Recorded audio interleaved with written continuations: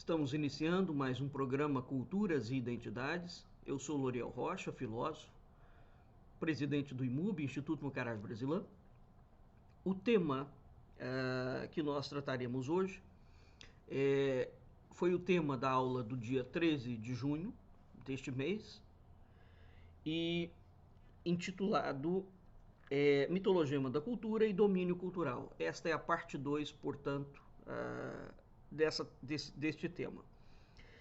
Para tanto, nós vamos novamente reportar a leitura da obra de A Ideia de Cultura, em Vicente Ferreira da Silva, de Adolfo Cripa, igualmente filósofo, e por uma razão específica. O Vicente Ferreira da Silva foi um filósofo também, amigo de Agostinho da Silva, fez parte do grupo de São Paulo, que reuniu os maiores pensadores luso-brasileiros na década de 50, 60. E o Vicente é um especialista em cultura simbólica, né? Ele tem uma obra muito singular, muito singular, que não é conhecida dentro do Brasil, pouquíssimo citada, exceto naqueles círculos que conhecem a obra de Agostinho da Silva.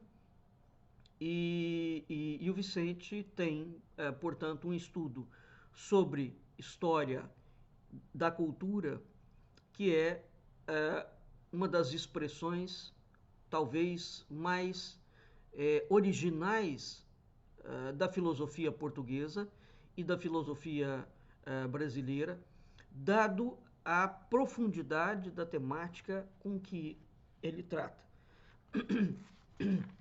Então, esta obra aqui é uma obra muito interessante, porque existe o problema das fontes, de onde o Vicente extrai as fontes, né? Quais são os filósofos nos quais ele vai se basear. Então, no índice, a gente já tem aqui uma ideia. Ele, evidentemente, se reporta a muitos filósofos alemães, Hölderlin, Novalis, Schelling, Frobenius, Heidegger, né? Então, isso aqui são os pensamentos. E, a partir dessas linhas matriciais, ele vai desenvolvendo toda uma sequência de raciocínio. Eu desconheço, pode haver, na filosofia brasileira, um estudioso, um intelectual, que tenha feito este tipo de abordagem. E por que é muito importante a abordagem do Vicente? Porque ela é profunda, porque ela é substancial. Na aula passada, ela é substancial para entender a essência de uma cultura. Na aula passada, nós havíamos dito a vocês que é preciso separar dois eixos. E isso no Brasil está muito complexo, porque existe uma manietagem ideológica falaciosa do espectro político à direita e à esquerda, né? Então, a primeira coisa que nós temos que entender, dizendo que os governos de direita ou de esquerda manipulam a cultura. Então, vamos entender o que os governos podem fazer e o que os governos não podem fazer. Esse é o primeiro ponto.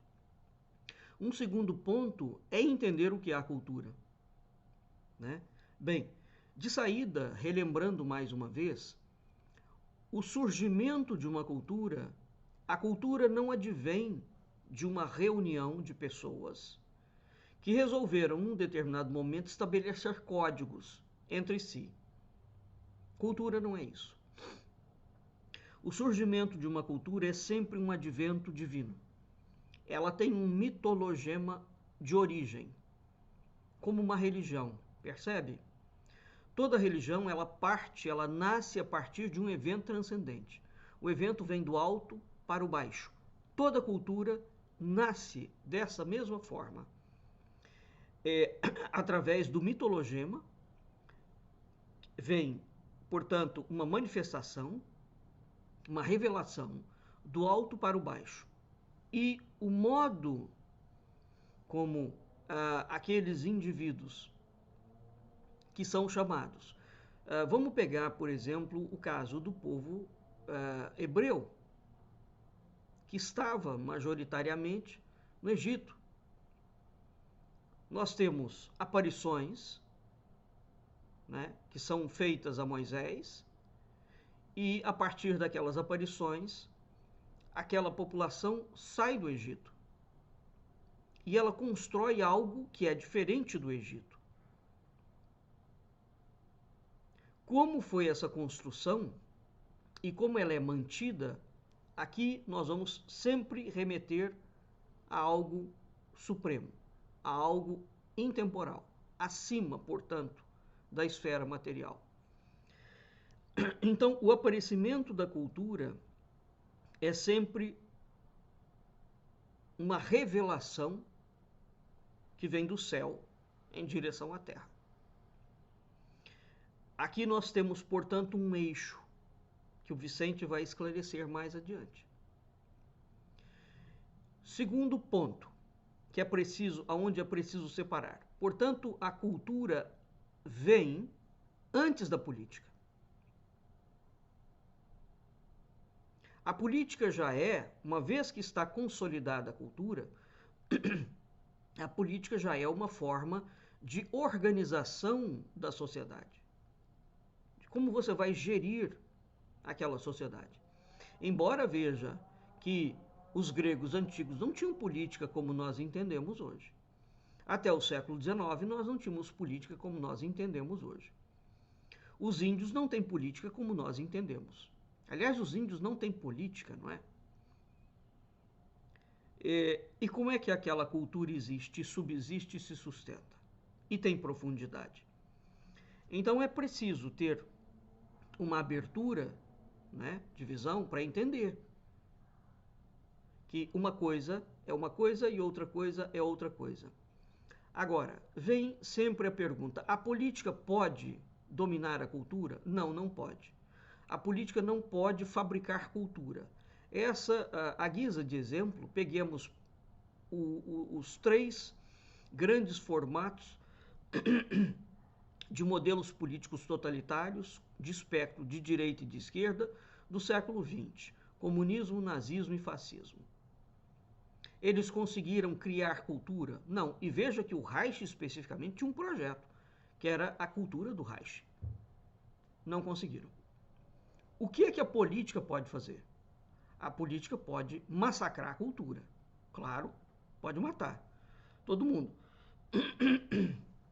Pode impedir a manifestação de certas expressões culturais. Isso pode. Mas ele não pode controlar a cultura. Se pudesse controlar, os governos, a partir dos movimentos revolucionários, já tinham feito isso.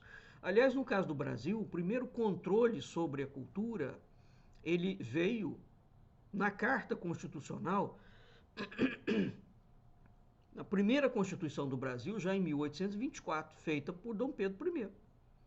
Ali já aparece o primeiro processo de controle cultural, de tentativa. O Segundo Império seguiu nessa linha e a República simplesmente deu continuidade.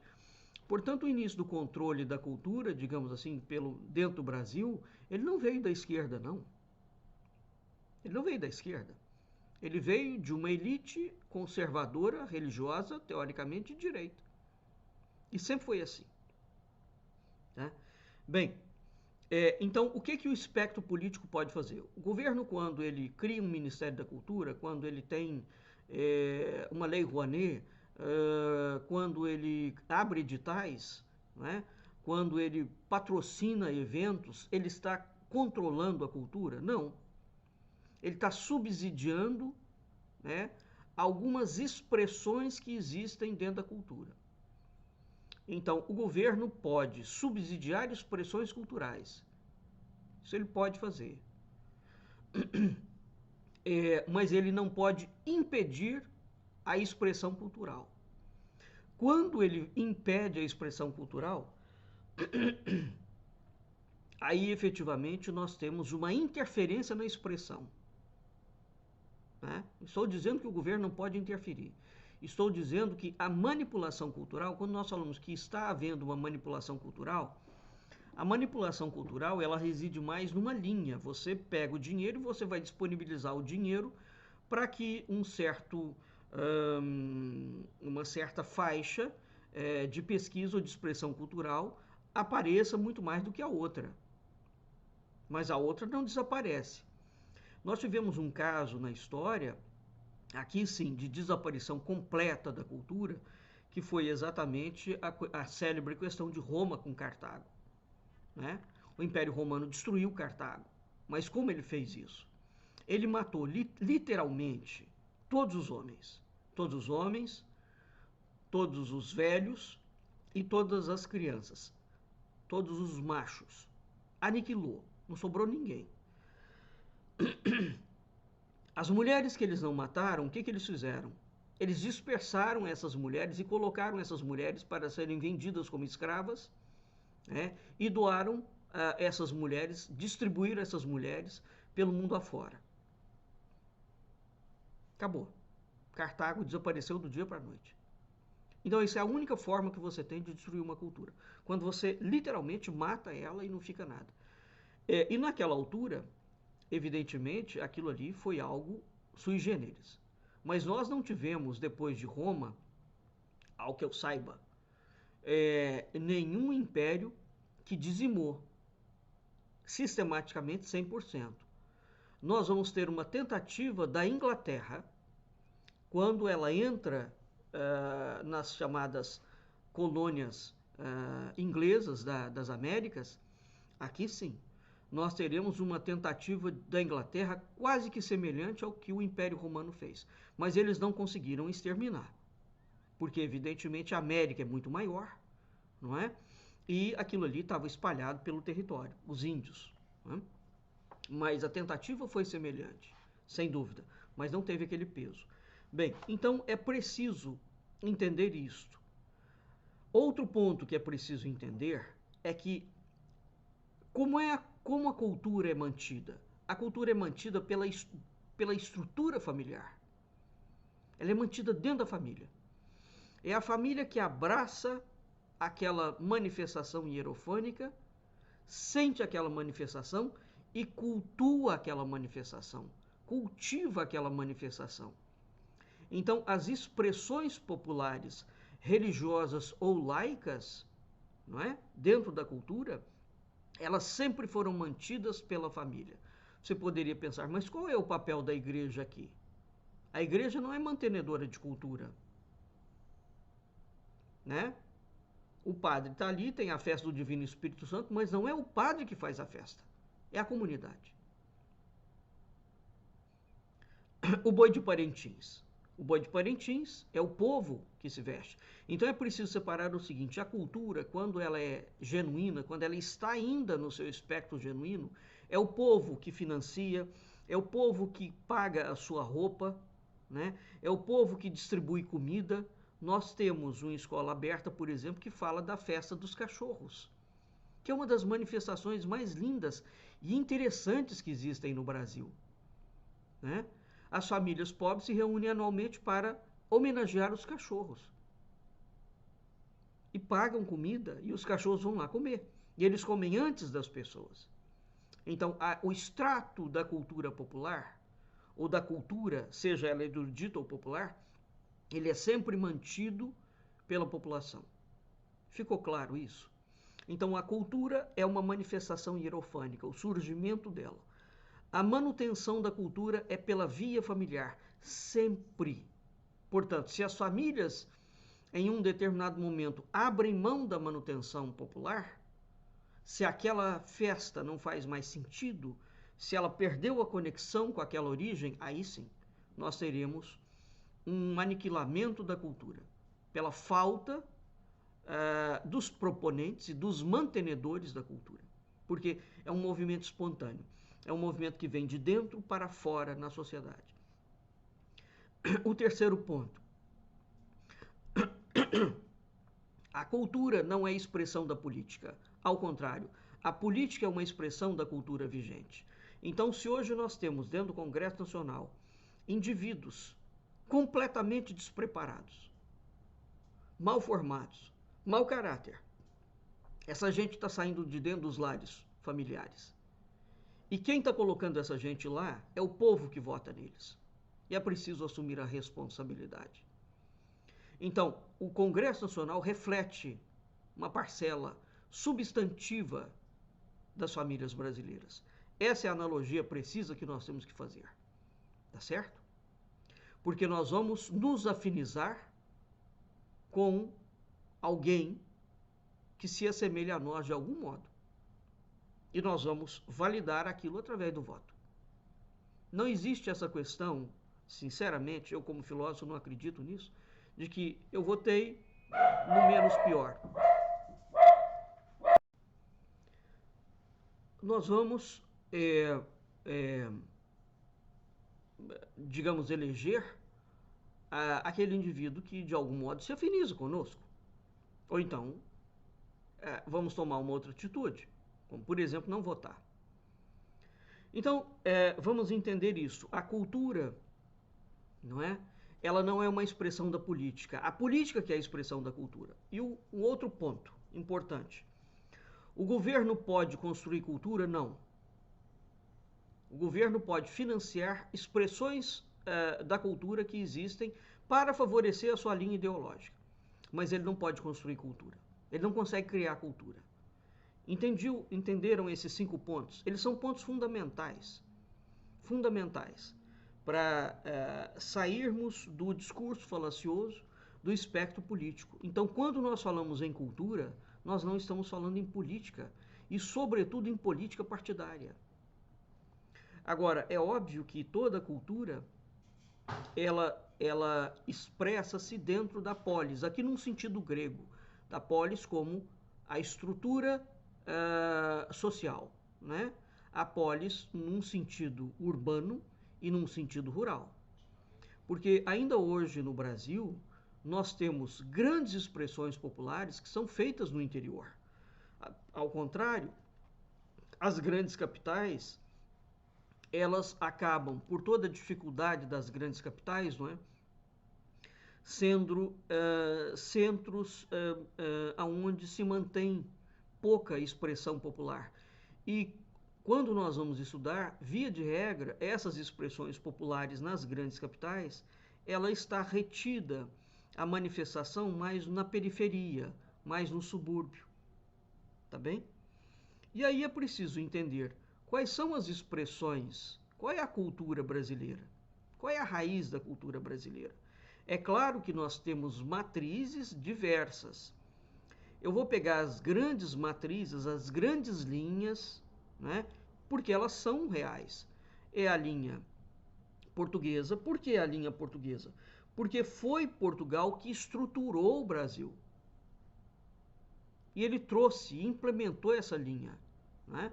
Depois nós temos os indígenas, mas veja, no que diz respeito à manifestação cultural indígena, ao lendário indígena, à programação, o Quarupi, por exemplo, isso não ficou, né? Isso permanece restrito. Então nós teremos da herança indígena brasileira, no substrato cultural brasileiro, uma outra forma de expressão. No caso da tradição africana, a tradição africana penetrou muito mais. Por quê? Porque os negros, pelo processo de escravização, não é? Conviviam ali e tinham um volume, né, muito maior. Não que os índios não tivessem volumes, por uma razão realmente intangível, misteriosa, os portugueses sempre foram em número muito menor. Eles se casavam com as índias. Isso é um fato. Então, o que aconteceu que houve aquela absorção daquela cultura, transladando-a para o universo português, não é? Bem, então, seja como for, essas são as 3 grandes matrizes. Depois nós teremos, hoje já no Brasil, a cultura japonesa, não é? As tradições alemãs, as tradições italianas, e ficaram expressões brasileiras, correto?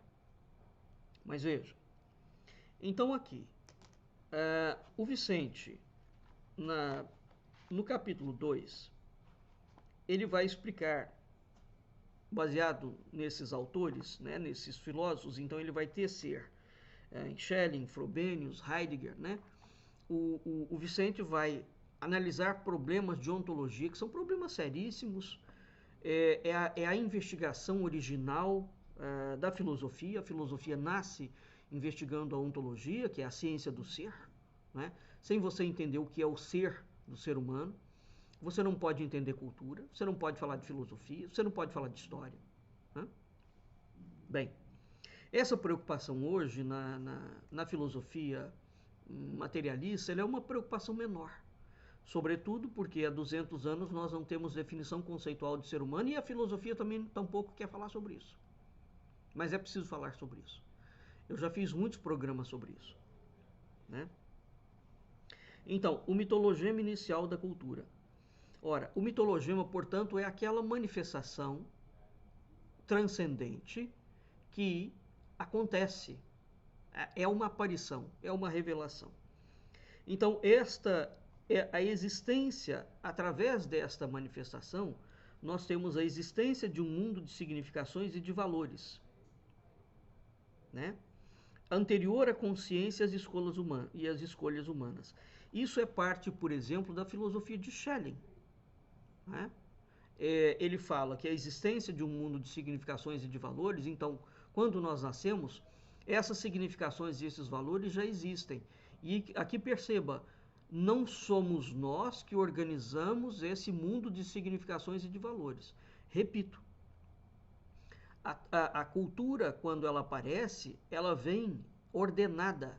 É um eixo que vem do céu para a terra, do alto para o baixo. Então, este eixo já traz uma ordenação. A cultura vai expressar esta ordenação. Então, o Ferreira da Silva parte dessa interpretação, mas ele vai vendo nos mitos originais as proposições iniciais e, ao mesmo tempo, paradigmáticas que vão se seguir à iluminação do ser, né? Então, a compreensão do ser, portanto, na filosofia do Vicente Ferreira da Silva, permanecerá vinculada ao sentido profundo que a mitologia vai assumir. Especificamente, repito, o Vicente Ferreira da Silva, para mim, é um autor efetivamente basilar para nós entendermos a profundidade do ser humano. Ele reconcilia a ontologia filosófica com a mitologia, o que é um ponto muito importante, sabe por quê? Porque a filosofia, existe um discurso, uma narrativa falsa dentro da filosofia, que a filosofia, quando ela nasce, ela se opõe ao mito. Não é? O logos, a razão, está oposta ao mito. Não há nada mais mentiroso do que isso. O logos não tem nenhuma oposição ao mito. A filosofia, inclusive, ela só pode ser pensada a partir da parcela da transcendência. Toda a filosofia, ela lida com o sagrado, por excelência. Sem esse sentido de eternidade, nós não podemos fazer nada com a filosofia. E um outro filósofo brasileiro que fala disso de uma forma absolutamente cristalina é o Sérgio Luiz de Castilho Fernandes, né? O Sérgio fala disso de uma forma muito clara. Nós lançamos um livro do Sérgio em 2005, né? O Ser Humano, um ensaio em antropologia filosófica, e ele tem uma outra obra basilar chamada Filosofia e Consciência, que antecedeu o lançamento do Ser Humano, onde ele coloca isso de um modo claro. E então, o Sérgio, no terreno brasileiro, o Sérgio e o Vicente são duas grandes colunas, né? Onde não há oposição do mito ao logos. Esse é um ponto muito importante. Bem, então, a filosofia da mitologia, né, é um capítulo importante na reflexão filosófica do Vicente Ferreira da Silva. A verdade do ser, portanto, é uma verdade mítica. Aqui, o mito remete ao arcano, e o arcano remete ao mistério. Então, quando nós falamos em mito, vocês coloquem isso na cabeça. O mito remete ao arcano, a um eixo superior, ascendente. O mito é o nível básico, né? Depois dele nós vemos o arcano e depois nós temos o mistério. É esta circularidade, né, esta subida de uma escada de Jacó que nós temos que ter em perspectiva. Então, quando nós falamos em cultura popular ou erudita, tanto faz. A lógica é sempre essa. A verdade do ser é uma verdade mítica, né? E o que acontece com os estudiosos de mitologia? Por exemplo, o próprio Campbell, os grandes estudiosos, eles não fazem esse eixo, alguns deles, né? Então, os estudiosos que fazem esse eixo, ou seja, que procuram o eixo da ordenação, aqui nós estamos entendendo algo que vem do céu em direção à terra. O Mircea Eliade, que vai ser um dos grandes pensadores da escola de Eranos, ele vai exatamente dizer que, de certa forma, ele vai colocar isso a partir do momento que ele diz que os mitos vão ditar os modelos paradigmáticos de comportamento que os homens vão repetir. Mas esta repetição não é uma repetição meramente de autômato, tá bem? É uma repetição porque há uma estrutura, há uma ordem, não há um caos, há uma ordem já no mundo. É algo muito profundo. Então, a nossa realidade cultural e histórica será sustentada por esse mundo mítico que é constituído por valores e significados radicais. Então, veja, novamente, não é o ser humano que reúne e fala, eu tive uma visão e tal visão fez tal coisa. Não. A visão em si, ela já traz algo. Tá claro? Então, a história de um povo estaria em seus mitos. Qual é o mito que funda Portugal? Portugal, não a Lusitânia. A Lusitânia tinha os seus próprios mitos que foram incorporados para dentro de Portugal. Mas o mito que funda o país Portugal é a Batalha de Ourique. É fundamental entender isso. Então, o mitologema que o Brasil vai seguir é o mitologema de Ourique. Por conta disso, porque o Brasil é uma construção da cultura portuguesa. Né? Então, o estudo da história dos povos, existe uma realidade impossível de comprovar. Não é? O homem está num mundo em que ele não inventou. Então, a cultura não é uma invenção. Vocês têm que entender isso de uma forma muito clara. Não basta eu recolher 50, 60 pessoas, me isolar numa ilha e a partir disso eu entender que eu vou criar cultura. Não vou.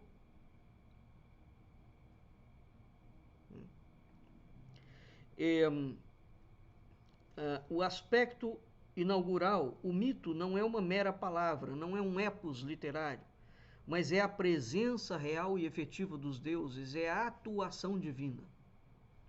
Quando você vai pegar, então, nesse aspecto, tanto o mito quanto as religiões, percebem? Tanto o mito quanto as religiões, eles estão fundados, ou eles são fundados aqui no sentido da coluna. A coluna que os origina é sempre a presença real e efetiva de Deus ou dos deuses.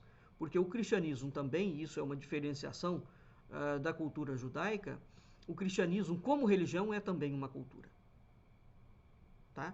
E isso foi o que deu muitos problemas ali, muitos embates entre o cristianismo, os judeus, o Império Romano e a própria filosofia. Tá claro? Então nós temos de fato uma cultura cristã. Existe uma cultura cristã, né? E existe uma religião cristã. Bem, então o mito não é um mero descritivo lendário, falacioso, uma efabulação, né, criada, uma efabulação literária criada por certos povos. Todos os povos têm mitos. Nós não temos um único povo sem mito. Isso aqui já é algo absolutamente impressionante. O que mostra que há uma estrutura ontológica, né? A verdade do ser é uma verdade mítica. E aí, a partir desta estrutura ontológica, nós podemos criar analogias entre culturas. Tá claro?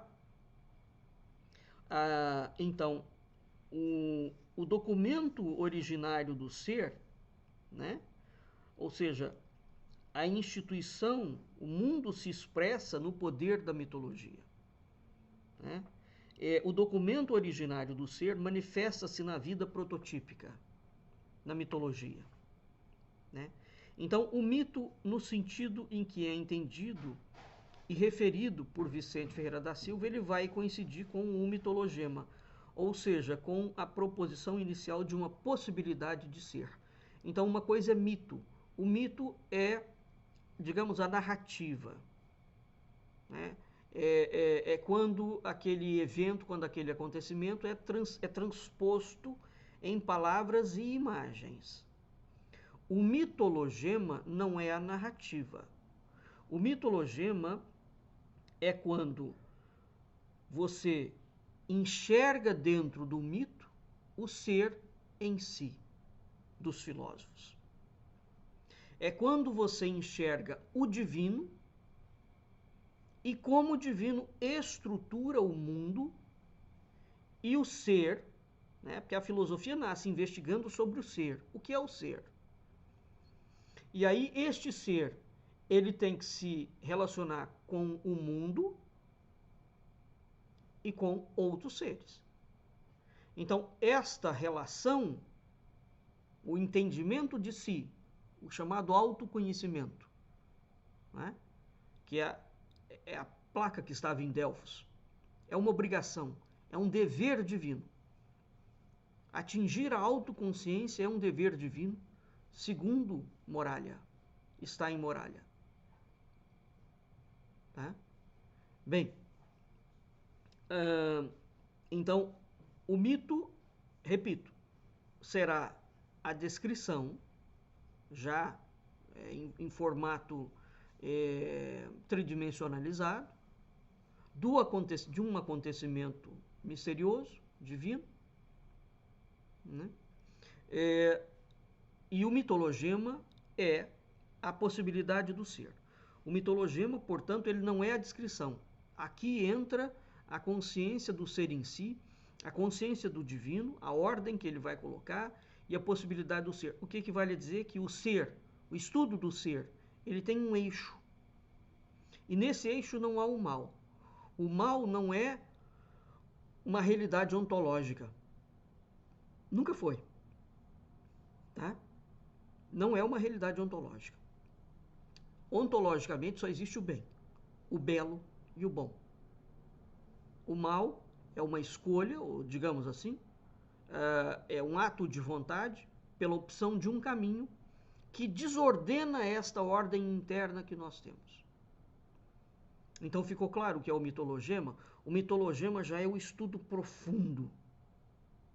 Então, quando nós falamos em mitologema, nós estamos falando em filosofia. Todos os meus programas, especificamente, o fato do IMUB estar dedicado ao estudo da cultura oral e simbólica tradicional, né, diz respeito exatamente a esta lógica. Nós estamos estudando o mitologema e nós estudando o mito em si, a cultura.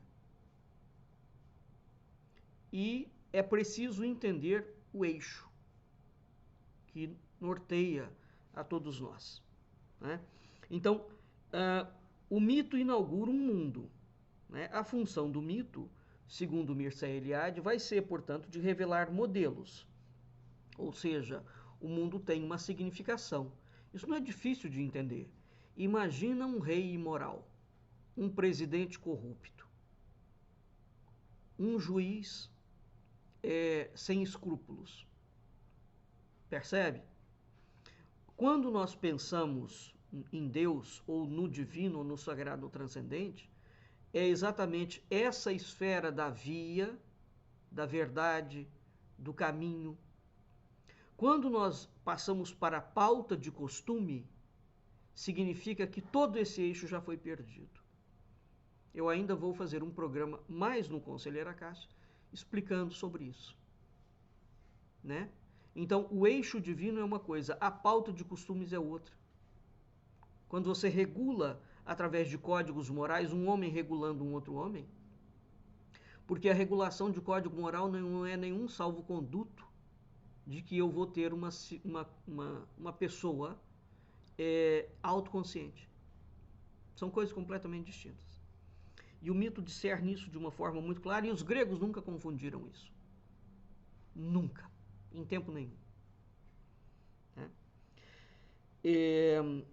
Então, toda aparição de uma cultura, ela é uma revelação e ela tem um ordenamento, né?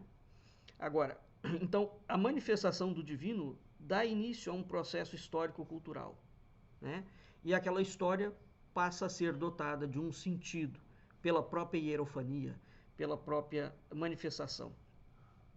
Então, o mito seria a constituição de um mundo fundado numa proposição do divino.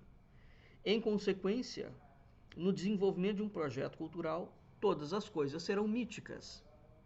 Não é? Nesta perspectiva, o mitologema antecipa a história, propondo a fisionomia física e moral dos povos que foram tomados ou arrebatados por ele. Né? Então, a forma inicial de uma cultura, inicial no sentido de que ela termina, não? A forma fundamental de uma cultura estaria no mitologema ou seria o próprio mitologema. Então, quando nós falamos em cultura cristã, qual é o mitologema dessa cultura? Qual é o mitologema de Eurique? Percebe? É só aquela visão da aparição? Não. É preciso entender ali o que é Deus, o que foi a aparição e o que aquela cultura vai colocar como referencial para o eixo, referencial axiológico, que nós temos que entender, nós temos que incorporar e nós temos que manifestar. E nós temos que aquilo se torna um dever no sentido de uma missão individual e uma missão coletiva, né? Então toda a história cultural, toda a história de um povo, ela tem um prólogo no céu. Ela está referendada no divino, no alto, na luz, no bem, no bom, no belo, né? E esse prólogo é um prologos, né? Ou é um logos primordial, um logos, é o primo logos, é um logos originante, né? Então, é do céu que vem a revelação, é do céu que vem a mensagem, é do céu que vem a virtude, é do céu que vem os valores, é do céu que vem a linha, a via, a palavra correta é esta, a via que nós vamos seguir. Né? Então, a compreensão do mito e do mitologema é um estudo fundamental nas culturas. E nós não temos isso. Não temos. O mito é tratado, e em grande medida a filosofia é responsável por isso. Sempre foi tratado, e depois pela religião, e depois pela própria literatura e pela ciência, como uma efabulação, como algo mentiroso. Não tem nada a ver uma coisa com a outra. Então, a partir da escola dos análises, a própria propositura e a ideia de mito tem sido revista. O que denominamos, então Vicente fala, o que denominamos cultura é função, em sua configuração total, de um mito dominante, que está inseparavelmente unido ao mito do divino. Com a criação desse mito, constitui-se a cultura e o povo. Antes, não existe de modo algum. Então, se você subtrai o mito da cultura, ela desaparece. Ela não existe. Tá claro? Ora, pessoal, É por isso que eu venho insistindo, e não por proselitismo pró-Portugal, acerca do mitologema original do Brasil. Esse mitologema original é o mitologema português, é Ourique. Repito, é o que é o mito de Ourique e o que é o mitologema de Ourique. Eis a grande tarefa, né? Bem, as protoformas da cultura. Então, quando o Vicente afirma que a origem divina ou transhumana das culturas é o fato, né, que orienta a cultura, ele vai muito além de tentar explicar fatores meramente materiais, né? Ora, se o homem foi construído à imagem e semelhança de Deus, então toda a vida humana ela obedece aos modelos constituídos a partir da revelação divina. Significa que aspirações, finalidades, desejos, sonhos, etc., não é? Supõem e pressupõem uma dotação, um sentido prévio. E o sentido está referenciado na origem, está referenciado no alto, está referenciado no céu. Então essas forças divinas, elas se manifestam historicamente. Deus não está separado da história.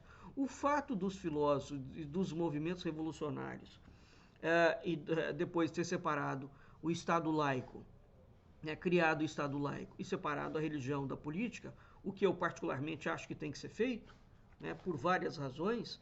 Isso não significa que a política esteja desvinculada de um eixo, né? Muito pelo contrário, todas as civilizações antigas que não misturaram política com religião, o eixo permanecia. Então, você não tem que ter necessariamente uma vinculação da política com a religião, tá claro? Ou seja, uma religião que determina a política, como o Islã. Né? O Islã é um Estado teocrático. Não, a política pode estar separada da religião e a política tem um eixo. Aliás, a política só faz sentido se ela estiver à luz daquele eixo. E para entender que eixo é esse, novamente, nós temos que ter o mitologema e o mito. Né? Agora, uma vez que o Brasil sequer reconhece que tem cultura, aí fica difícil, não? Aí é complicado. Bem, então, agora, veja, repito, se a política não reconhece a cultura, nós, enquanto povo, enquanto família, reconhecemos. Então, a política pode caminhar para um lado e a cultura pode caminhar para outro perfeitamente, a população caminha para outro. E vai dar um choque, evidentemente. E como a política é a expressão da cultura vigente, em um determinado momento a política será obrigada a se converter à força da manifestação popular, se ela preserva o mito e o mitologema. Não tem como a política lutar contra o mitologema. Né? Então, o conhecimento histórico desenvolvido a partir da superioridade da consciência divina frente ao mundo, né, é algo que tem que ser visto. Né? Ora, e nos ensinam que a superação do passado, que o passado é atrasado, que as religiões são atrasadas. Todo esse discurso é uma falácia. É uma falácia. Né? Então, os eventos míticos, as proposições mítico-divinas, elas não são somente antecipações e sugestões. Ela é um modelo do ordenamento do mundo. Há um eixo. Assim como você não pode quebrar um eixo de um carro porque ele não anda, o mito e o mitologema é o eixo. Tá claro? Sem isto, a cultura não deslancha. Mas de modo algum. De modo algum. Você não pode quebrar o eixo, estruturar e substituir. Ele é um eixo. Né? Então, o mitologema ele fixa as formas de uma determinada representação das coisas. De fato, o que é o poder executivo? O que é o poder legislativo? O que é o poder judiciário? Mas esses poderes já estão no povo. Então, o que é a política, os poderes do mundo, o que é a religião, o que são os sacerdócios, o que são as ordens de cavalaria. Então, há uma regência. Cada espectro desse tem uma regência de acordo com o grau que ele representa. Lembrem, símbolo, arcano, mistério. Tá claro? Bem,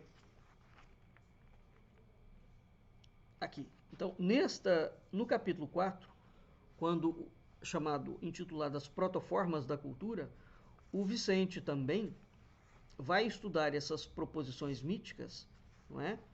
E ele vai entender, portanto, que as culturas não são projetos da consciência humana. Isso é um ponto fundamental para entender. E quando nós entendemos isso, mas olha, gente, isso é um entendimento profundo. O entendimento, quando nós temos a palavra no sentido exato, ela é um eureka. Abre aquela clareza e você não tem mais dúvida daquilo. Ele não é uma coisa racional. O entendimento é um outro elemento dentro da consciência, né? Ele é uma consciência de algo. Bem, a história, portanto, ela não é uma fabricação. Isso nos dá muita segurança, né? Segurança para, inclusive, continuar agindo, existindo e fazendo aquilo que nós fazemos. Quando nós temos a segurança e a exata noção de que o governo não destrói cultura nenhuma. Ele pode manipular expressões culturais. Ele pode incentivar. Mas criar cultura não está na alçada de nenhum governo. Nenhum. Tá? Então, essa referência ao céu, né, o valor de uma cultura está exatamente colocado na referência ao céu. Né?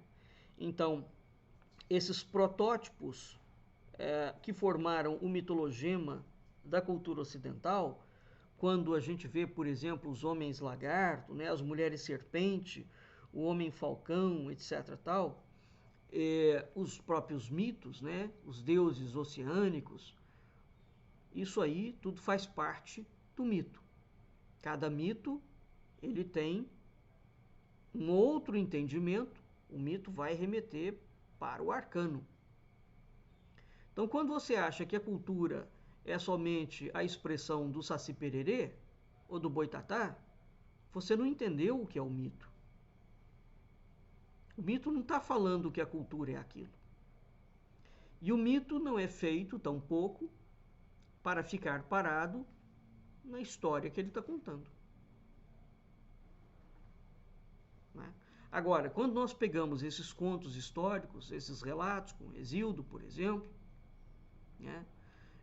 Os contos de Palmerim da Inglaterra, que são contos, as chamadas novelas de cavalaria, os contos do Graal. Quando nós pegamos essas histórias, essas literaturas, e as lemos para os filhos ou para os outros adultos, né? É porque o mito não para nele mesmo, ele vai te remeter para alguma outra coisa. Então fica, não é?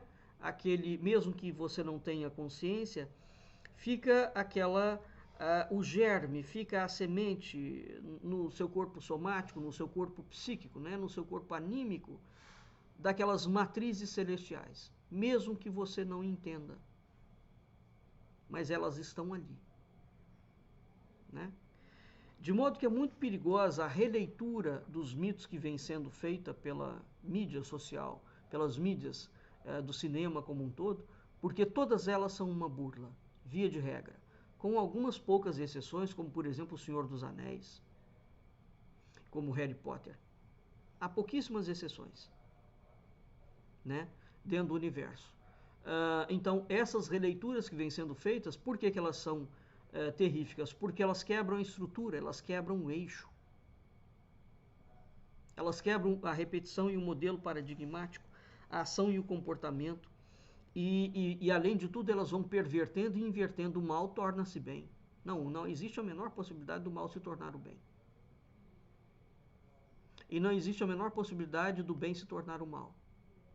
Tá claro? Agora, Então, a reflexão do Vicente Ferreira da Silva, não é? Onde ele vai falar sobre a origem dos modelos ou dos paradigmas da ação, não é? Porque quando você tem uma visão e aquela visão divina, aquela manifestação, cria uma ação, vai criar uma ação no futuro, aquela ação é para repetir o modelo, e repete o modelo, essa repetição ela tem um estatuto ontológico. Tá?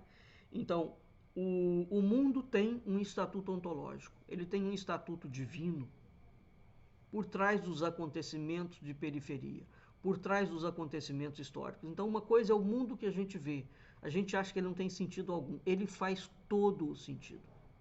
Se o mundo não tivesse sentido e não tivesse uma ordenação por cima, ele não existia mais.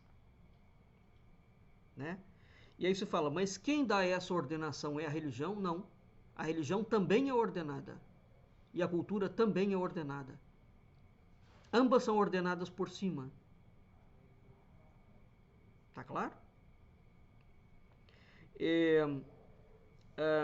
Então, a filosofia é ordenada por cima. Todas as filosofias. A religião é ordenada por cima e a cultura é ordenada por cima. Tudo é ordenado a partir do céu. Não há nada que tenha sido ordenado a partir do baixo, da terra, né? Da pactuação humana. Tá claro? Então, o homem este estatuto ontológico dispõe internamente no homem já uma via que ele vai seguir. Ora, então, quando nós vamos estudar qualquer cultura, nós vamos ver que os modelos paradigmáticos do surgimento dessas culturas é sempre baseado no modelo divino. Tá bem? Então, repetindo, toda cultura nasce a partir de um mitologema. Toda cultura é, por origem, divina. E ela só se mantém dentro desse eixo. A cultura não é uma formação da política. Ela é independente da política e é ela que é o substrato da política. A política é uma expressão da cultura vigente. Nenhum governo pode criar cultura, mesmo ditatorial. Ele pode sufocar a cultura, mas ele não pode criar. A criação é sempre divina. Ela vem do alto para o baixo. Uma cultura não pode ser manietada pelos espectros políticos. A única coisa que a política pode fazer em relação à cultura é jogar verba em cima dela para